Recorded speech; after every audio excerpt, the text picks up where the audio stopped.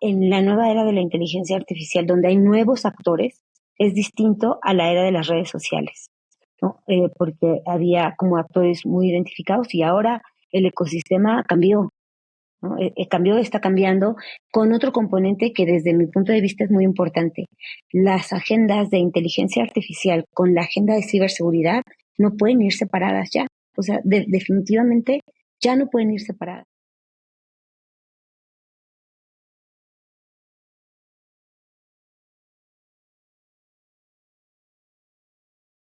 Hola a todos y todas, bienvenidos una vez más a nuestra serie de video podcasts de Access Partnership de Latinoamérica Digital.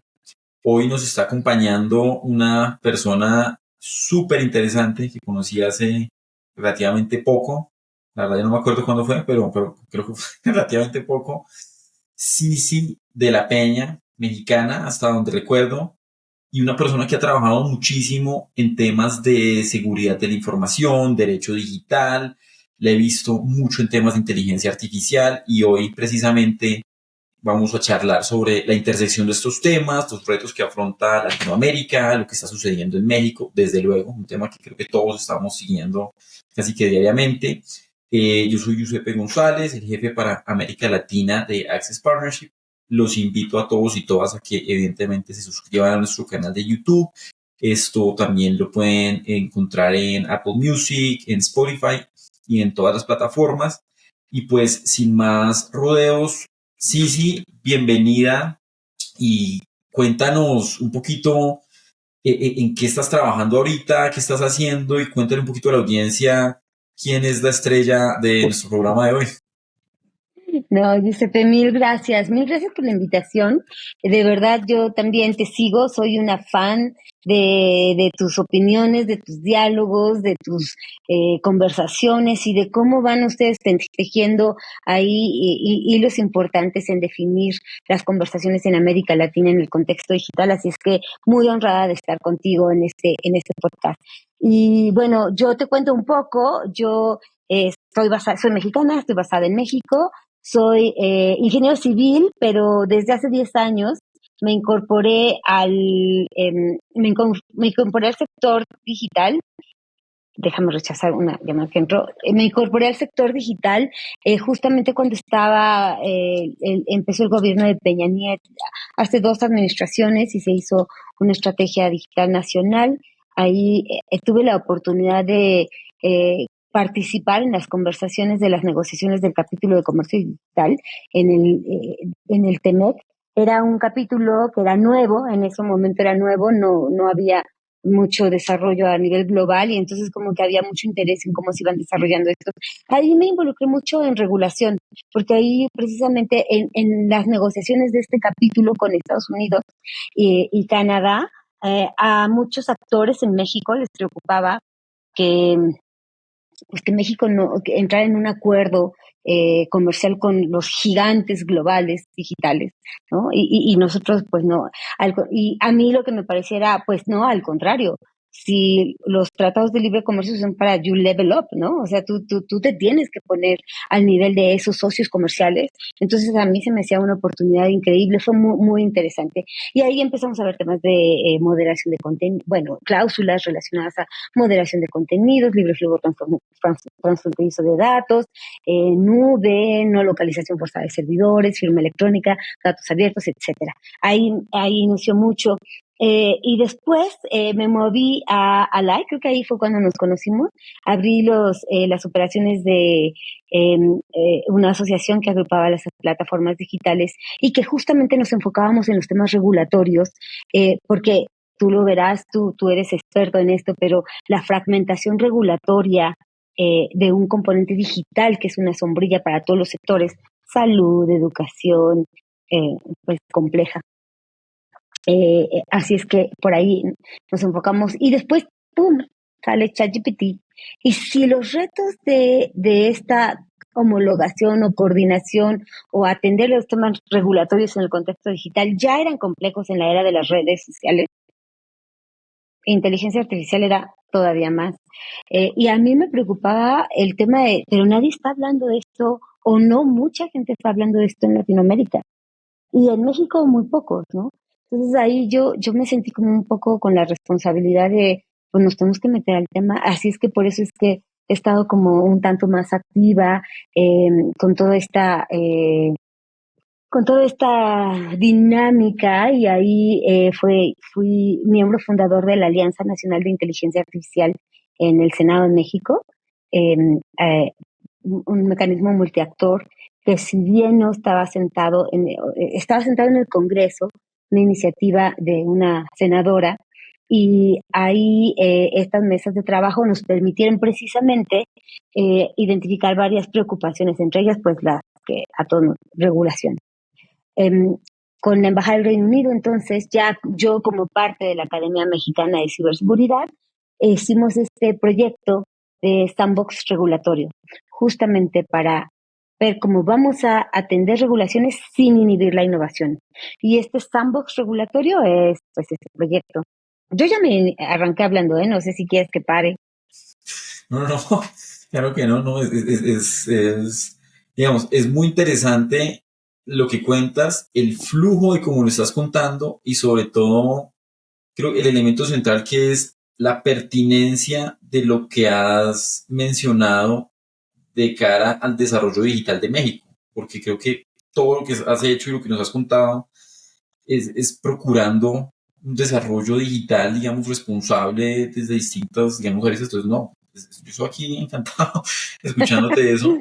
Aprovecho y te pregunto, digamos, en todo esto que has mencionado, creo que esa intersección digamos, muchas personas y organizaciones han mencionado recurrentemente que la regulación puede frenar la innovación y digamos que esa es una conversación que siempre se aborda, pero también en algunos otros casos lo que hemos visto es que alguna regulación de hecho le puede dar rienda suelta a la innovación, como los sandbox regulatorios, que son un instrumento, digamos, dentro del marco regulatorio, pero le dice, venga, vaya y experimente lo que quiera, yo ya sé que usted está experimentando y así todos estamos tranquilos. Pero te quería preguntar, en esos asuntos y en esos desarrollos un poco más ambiciosos en América Latina, en México, ¿tú crees que con tu presencia en el TEMEC y todo esto, ¿tú crees que sí hemos avanzado en el desarrollo de esas conversaciones? ¿Tú crees que sí estamos como leveling up en esos asuntos? ¿O crees que todavía estamos encontrando como nuestro fit en esas conversaciones? Mira, yo creo que sí, pero el tema es que estamos avanzando como muy lento. A ver, Chile está contemplando la implementación de sandboxes para inteligencia artificial, Colombia para protección de datos, Brasil también. Bueno, México, si bien no implementamos un sandbox para inteligencia artificial, sacamos estas conversaciones, sacamos este estudio de cómo el reto ahí era, sí, México está preparado, sí, el reto era la coordinación institucional de todos los actores que deben estar involucrados en hacer un sandbox, ¿no? Que es ahí la falta de capacidades para implementarlo. Pero además un tema curioso desde la experiencia de México es que además México ya tenía la figura del sandbox en la ley FinTech, ¿no? Desde el 2018, pero a la fecha, estamos en el 2025, ningún emprendimiento fintech ha podido resultar de esa figura. Y sabes principalmente porque, o sea, aunque la tengamos ya en la ley desde hace 5 años, 7, o sea, desde hace 7 años ya se permitía, pero justamente no la hemos por la falta de capacidad de las autoridades para fomentar y para implementar esta herramienta.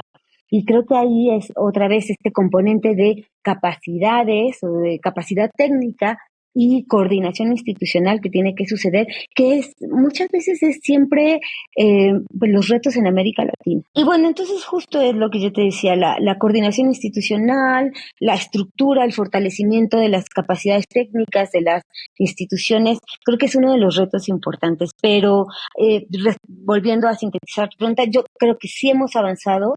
El problema es que lo estamos haciendo muy lento y creo que los approaches regulatorios o como atendemos estos temas regulatorios en la nueva era de la inteligencia artificial, donde hay nuevos actores, es distinto a la era de las redes sociales, ¿no?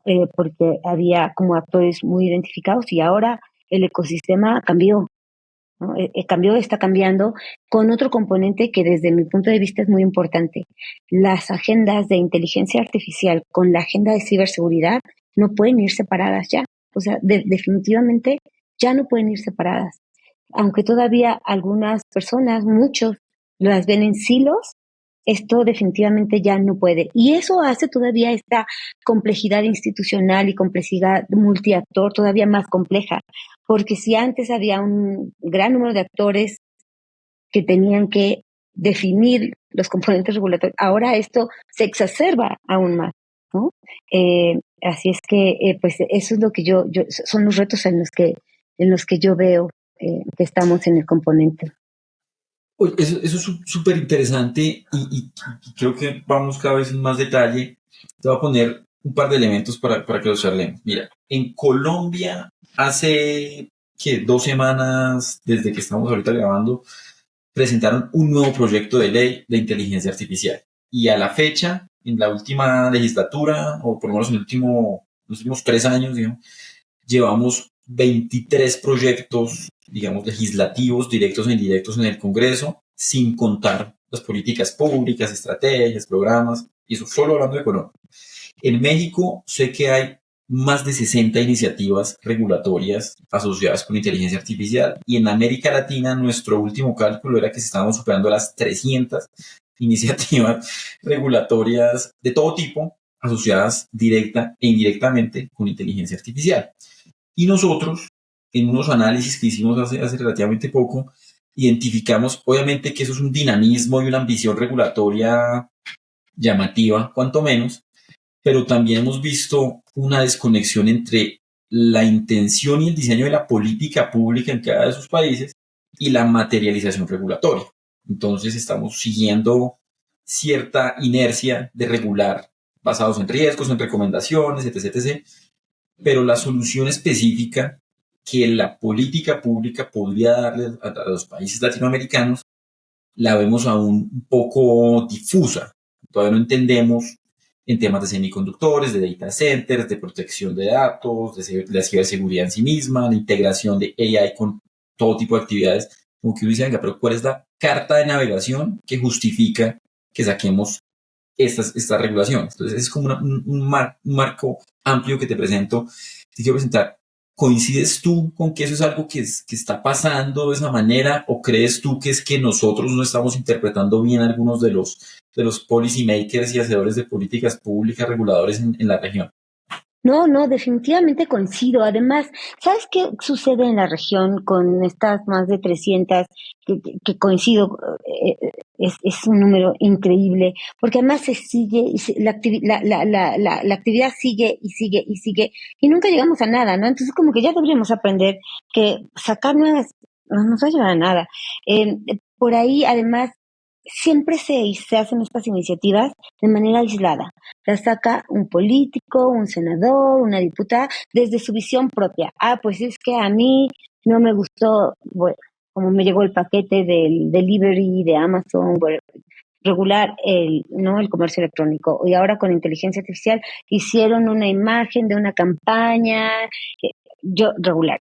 Y, y seguimos dándonos topes contra la pared de algo que ya vimos que no da resultados, ¿no? Entonces, yo creo que antes de ponernos realmente a hacer estas leyes o estos marcos, primero entender en qué situación estamos institucionalmente, cuál es nuestra capacidad de nuestros marcos legales y jurídicos, en dónde estamos parados y qué tipo de leyes tenemos. Y empezar a tener estos desarrollos, estas conversaciones de manera multiactor antes de sacar estas 300, 500 iniciativas de ley de manera aislada. Porque al final de cuentas seguimos dándonos golpes contra la pared con la misma situación. Entonces, además, la rapidez con la que vamos experimentando el constante cambio de la inteligencia artificial o de las nuevas tecnologías tampoco nos da la oportunidad de ponernos al corriente. Entonces, ahí además tenemos que pensar en algo que a mí es un concepto que está ya entrando muchísimo, está permeando mucho. Tú por ahí, Giuseppe, no sé si coincidas conmigo, pero este componente de la soberanía de la inteligencia artificial, distinto a lo que es la soberanía tecnológica, ¿no? Mucha gente tiende a confundirlo, pero el componente de la soberanía de inteligencia artificial, porque tú lo mencionaste, ahora que estamos hablando de poner centros de datos, de que cómo manejamos la privacidad o el uso de nuestros datos, cómo además, por ejemplo, tú decías de todas estas iniciativas que hay en EMIL, los gobiernos ya están utilizando la inteligencia artificial en muchos países para temas de surveillance, ¿no? Como de vigilancia, y ahí sí no hay regulación, pero para otras cosas entonces sí, ¿no? Y entonces es un poco también incongruente cómo estamos utilizando esto, pero en el componente de la soberanía de la inteligencia artificial, justamente tenemos que identificar, a ver, regulaciones como las acostumbrábamos a hacer, las 300 iniciativas de ley, no van a pasar. Tenemos que innovar en ese sentido también. Y tenemos que ver nosotros en dónde nosotros como América Latina y después como países de manera individual, dónde nos sentamos en esa conversación global. Porque al final de cuentas, todos usamos la tecnología. Si bien no la desarrollamos, sí tenemos una participación de algún otro modo. En este momento, los latinoamericanos somos consumidores más que creadores, yo creo, ¿no? Pero no quiere decir que quedemos fuera de la conversación, como desafortunadamente sí se dio en esta última AI Summit de París, ¿no? Donde solamente los, el, el global, el norte, los países del norte global tuvieron una voz y los países de América Latina o del sur global quedamos fuera. Pero entonces ahí hay que identificar qué componente de esa inteligencia artificial, en qué componente sí tenemos una voz. Y em, estamos hablando probablemente en desarrollar grandes modelos, probablemente ya no, ¿no? Eso ya está. Y además hay una infinidad de cosas en las que podemos enfocarnos. Pero sí está en estos datos, cómo los datos van a ir alimentando los modelos que realmente representen nuestras culturas, nuestros lenguajes, nuestra idiosincrasia. Entonces, que esos modelos se vayan alimentando con datos que realmente reflejen nuestra cultura latinoamericana. Ese es por un lado. Ahora, por otro lado, también toda esta capacidad de infraestructura. Al final de cuentas, para correr todos estos modelos necesitamos infraestructura. Y esa ha sido la ventaja de tecnologías emergentes, ¿no? O sea, podemos correr grandes modelos de lenguaje o grandes modelos de inteligencia artificial justamente porque hay más capacidad de cómputo. Centros de datos, GPUs, por ahí algunos países hablan de semiconductores. Probablemente nosotros no estaremos ahí. México está intentando, probablemente no al nivel en el que otros países, pero al menos sí como ser una parte de esta cadena de supply chain en el componente de semiconductores. Y ahí entonces es donde sí tenemos una voz en esta, lo que le llaman la AI stack, ¿no? Como esta pila de la AI. Y ahí entonces es donde sí tenemos que ponernos como un poco más atentos a decir, bueno, ok, si no vamos a implementar regulaciones, porque tenemos que ser flexibles con esta regulación, por eso es que yo soy muy promotora de los sandboxes. Si bien tenemos que ser como approaches o regulaciones flexibles, caso por caso, no sé si caso por caso, pero bueno, los casos más relevantes, que vayan construyendo conocimientos sobre otros.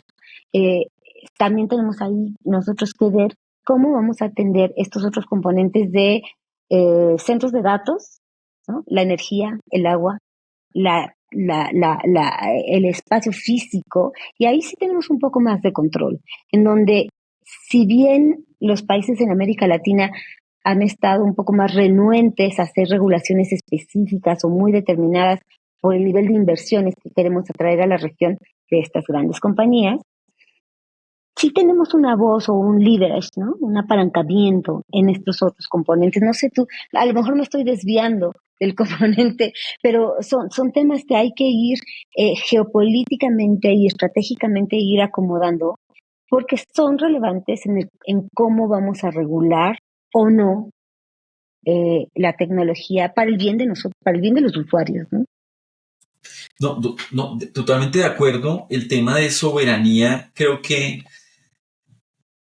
es retador para algunas de las autoridades y los policy makers porque te pongo dos temas muy sencillos. El primero, nosotros como región nos costó muchísimo esfuerzo entender la regulación de plataformas. Cuando empezaron a aparecer los smartphones y las aplicaciones y todo lo que fue la regulación tipo Uber en su época hace 15, 13 años, aún hoy hay grietas regulatorias donde tú ves países donde dicen, uy, pero no sé, Airbnb, Uber y todas las aplicaciones al fin con qué regulación están operando, porque eso nunca se terminó de resolver o abordar del todo.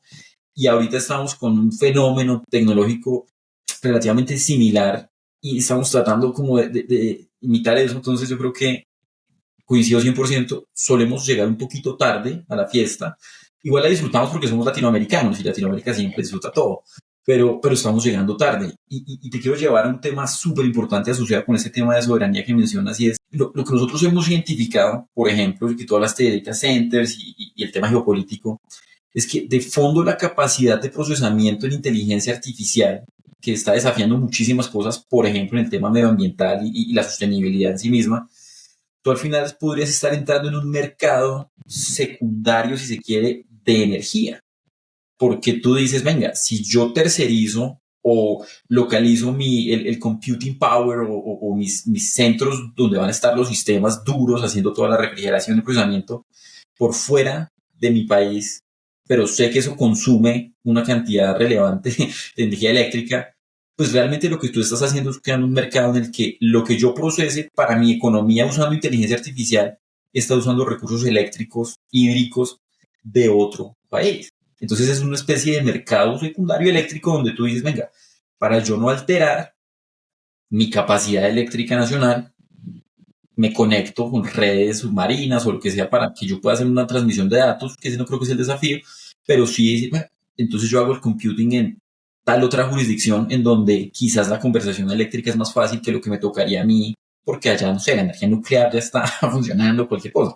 Entonces, eso es un asunto geopolítico por fuera de saber si sí están usando el GPT que se considere, y el tema es, venga, ese juego geopolítico utilizando los recursos que están asociados con la inteligencia artificial, pues Latinoamérica tendría que estar más metida en eso y tener una posición un poco más clara, no solo si los datos o no.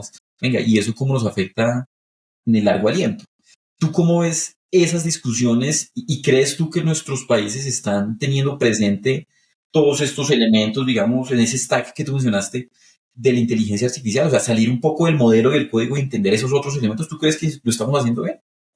Yo justamente retomando todos los componentes que destacas totalmente, creo que esta fiesta a la que siempre llegamos tarde, ¿no? De regular redes sociales, pues ya llegamos tarde y además eh, también ahí ya la gente entendió que no le vamos a dejar. Este tema de la autorregulación no funciona, ¿no? Entonces queremos tener una participación un poco más activa en cómo regulamos. El caso es que regular ahora nuevas tecnologías es increíblemente más complejo, ahora con lo que tú mencionas en materia de energía, geopolítica, y yo ahí definitivamente creo que ahora sí, solos no lo vamos a poder hacer.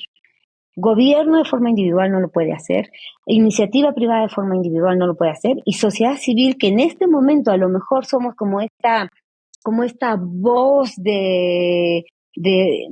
es rebeldía, sino es como la voz de balance, ¿no? Entre el gran poder que tienen los gobiernos y el gran poder que tienen las grandes empresas privadas de tecnología con todo pues sí, este poder esta concentración de poder. Creo que ahí la sociedad civil jugamos ahora más que nunca un rol súper importante, pero esto se tiene que hacer en formatos de asociación público-privada, porque sí o sí va a tener que ser así, por lo que tú hablabas de los componentes geopolíticos, de cómo organizamos la conversación para ver si los recursos energéticos o hídricos de uno o de otro país, inclusive, o sea, hablamos de manera regional, pero inclusive organizarlo de manera local, que justamente un poco volviendo a lo que es la conversación, se vuelve más compleja esta coordinación, ¿no? Aún así, pero entonces ya no es decir, bueno, si pongo una agencia de inteligencia inteligencia artificial o una agencia.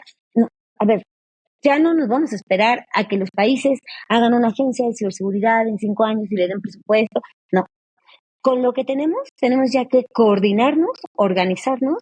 La sociedad civil tiene que ser mucho más fuerte, tenemos que tener una voz mucho más relevante y hacer estas asociaciones público-privadas que justamente en esta idea, para ver cómo esa complejidad de cómo vamos hablando de estos temas geopolíticos y de coordinación multiactor, justamente uno de los proyectos que traigo ahora es esta spin-off que nace de la AMSID, que justamente fusiona las agendas de inteligencia artificial con las de ciberseguridad en un componente de coordinación multiactor, y por eso es que este proyecto lo estoy llamando de Dot Network, ¿no? Para juntar los puntos y avanzar la conversación, pero definitivamente yo creo que estos temas eh, cada vez se van haciendo más grandes y más grandes. Es una bola de nieve que, que, que tenemos que ir atendiendo y que geopolíticamente tienen un impacto relevante. De solo, definitivamente me queda claro que no lo vamos a hacer. Además de que globalmente pues estamos como en un tema de incertidumbre, pues, o sea, los paradigmas están cambiando, ¿no? De cómo políticamente se están llevando las decisiones. Algo que antes tú creías que era imposible que sucediera, ¿no? México decía, no, imposible que... Te cuento un caso rapidísimo, te cuento un caso que justamente hace unos 6 años, justamente que estaba ya esta negociación del TEMEC y todo muy bien, y somos muy amigos de Estados Unidos, ¿no? Amigos comerciales. Y por ahí el Banco de México saca una ley secundaria, un artículo en la ley secundaria FinTech, en donde decía que debería haber una doble proveeduría de servicios de nube para las FinTech.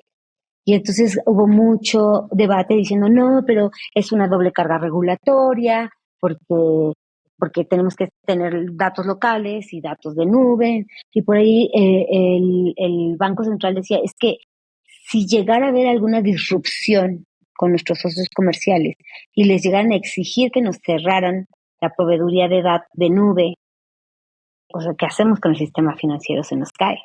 Como le pasó a Ucrania, ¿no? Cuando Rusia exigió, y nosotros, no, obviamente eso no, o sea, ¿quién podría dar una orden de esa naturaleza? Ahora probablemente no se vea tan distante esa orden, ¿no? O sea, entonces, todo este componente de algo que tú pensabas que geopolíticamente era imposible que sucediera, probablemente ahora no está tan fuera de la realidad.